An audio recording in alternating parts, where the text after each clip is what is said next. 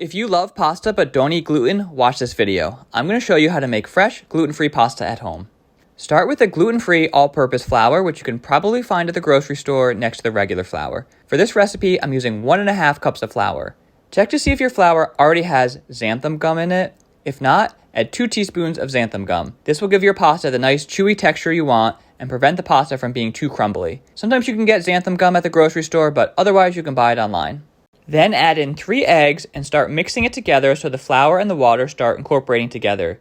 You want to keep mixing it until you can clump it all together into a loose dough ball. If your dough is really sticky and not coming together, you can add a little bit more flour.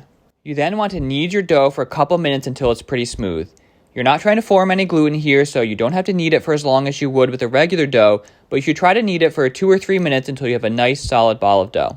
Then cut your dough into quarters, and we're going to work with 1 quarter at a time so you can set the others aside for a minute.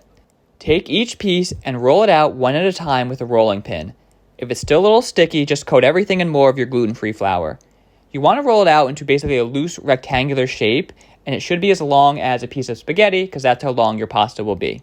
Once it's rolled out pretty thin, start with one of the shorter ends and loosely fold it up and then slice the dough however thick you want your pasta.